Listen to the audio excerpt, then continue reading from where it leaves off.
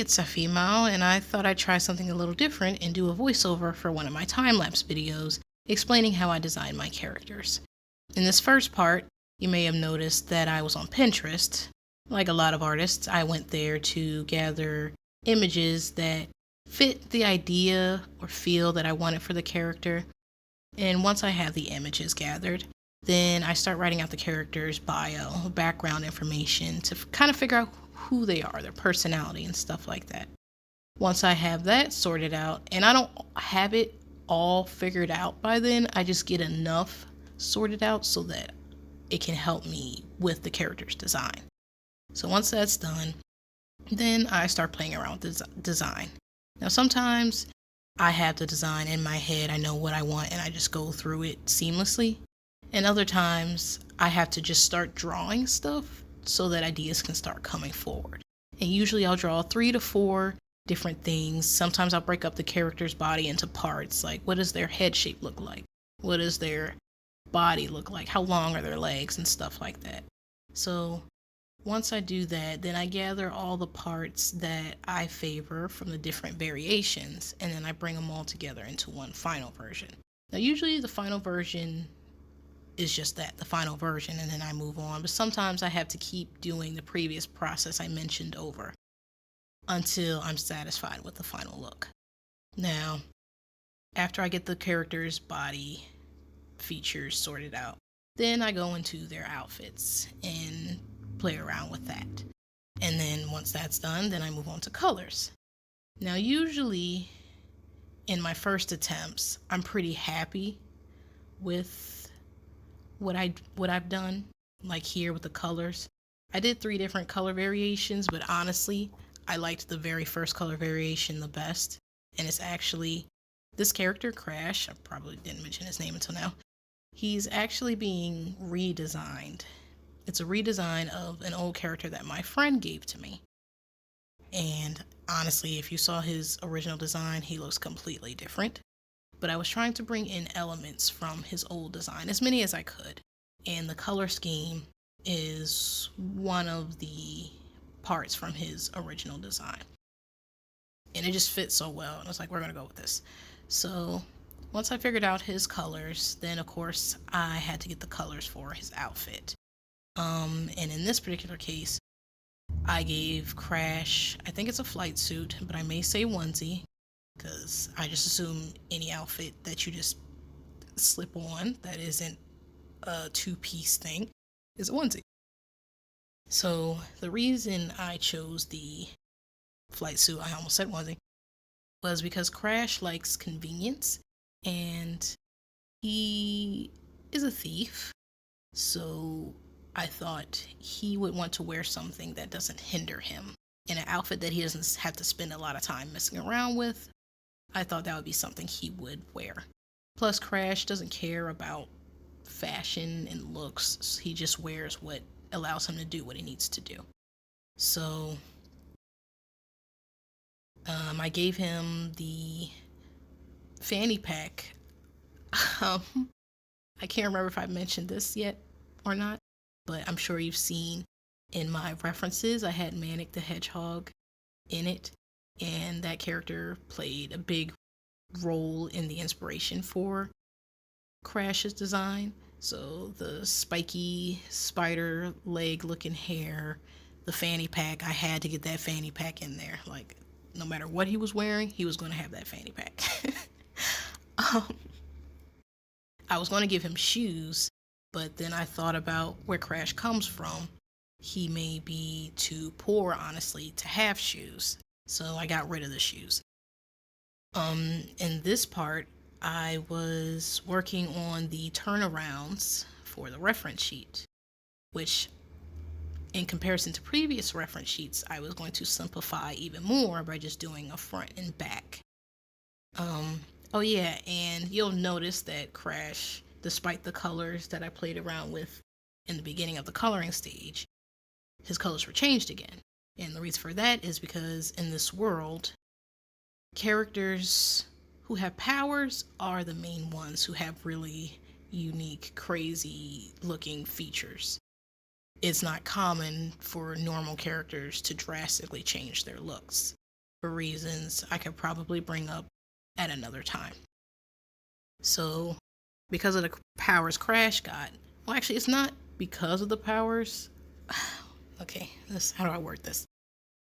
When you get powers, you change, but your changes can vary from subtle to drastic. In Crash's case, it was a drastic change. So his fur color changed, his hair spikes up, his tail zigzagged, and all of that great stuff. So that's why he looks so different from the previous colors you saw me give him when I started coloring. Now, here I redesigned his outfit because I did record this, but because I ended up redrawing, I cut that part out. But I did what I call a personality pose. And when I did the personality pose, it made me realize that he looked like a plumber and not like the troublemaking thief I wanted him to be. So I went back off screen a lot of times actually to try to rework his design to make him look more like I wanted him to. I even redrew his personality pose because the first pose that I did, I wasn't too happy with it because it looked too similar to another pose I already gave a different character, and I'm trying to branch out and not do two samey things just for my own improvement and growth. Now, the second personality pose, I just forgot to record it because it came to me so easily that I just started drawing without thinking. And then by the time I got to the coloring, I realized that I wasn't recording.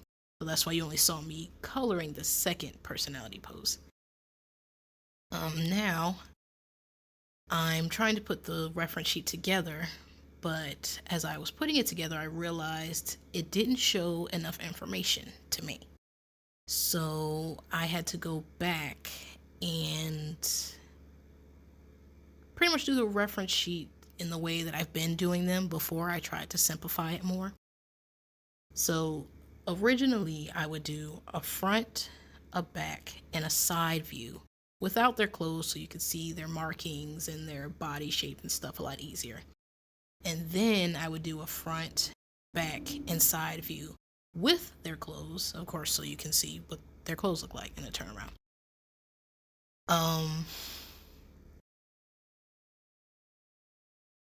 I'm not sure if I had mentioned this before or not, but the reason I tried to simplify the reference sheets even further than I already did was because I was growing impatient with this reference sheet, and so I thought I could try to simplify it more, but it just felt like it didn't have enough information for me. And so here I am trying to add in the extra parts that I was already adding in previous reference sheets I've done before. Now, something that I wanted to bring up that, I don't know, I just feel like I want to, is the guidelines that I use to line up the turnarounds. I lost my train of thought. I just wanted to point out just how helpful they were because of how well they line up the turnarounds. And the only reason I wanted to point it out is because before I had absolutely refused to use them. And I don't know why. I guess I just liked having stuff figured out without too much help. And once I got frustrated enough, it forced me to go back and use those guidelines. And I mean, I've been using the guidelines for a while. I don't know why this particular video makes me think about how helpful they've been. I guess because I had to go back and add more to the reference sheet after I was already tired of working on it and just seeing how fast I got through it. I guess that's probably why it made me feel like I needed to bring it up.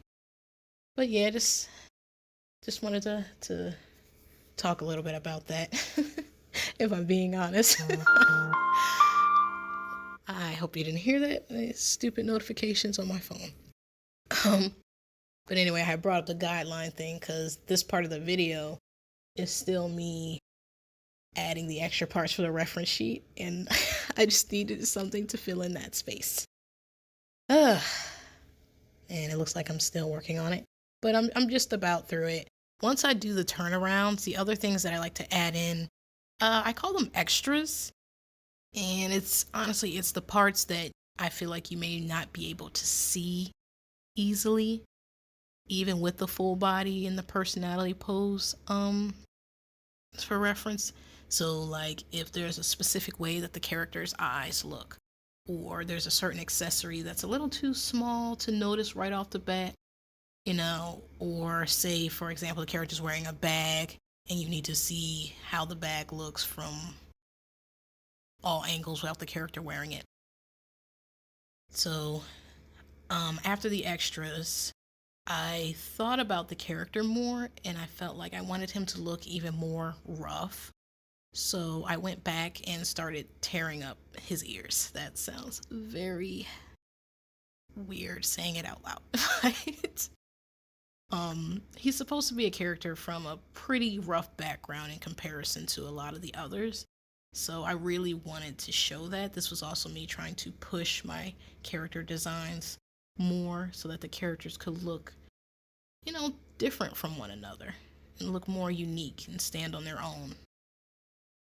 Um, so after I went back and tore up his ears, still sounds weird when I say it like that. I had forgot that I needed to draw his what do you call it? Pendants. Because honestly, that pendant, I'm actually not sure, but this was part of his original design that my friend did.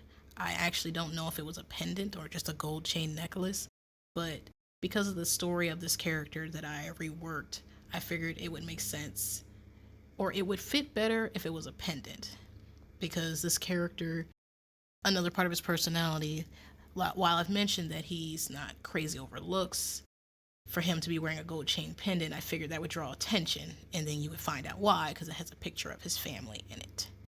Now, that's all the time I have, and the video is done, so I'm going to end it here. I hope you enjoyed it, and look forward to more videos in the future. All right, see ya.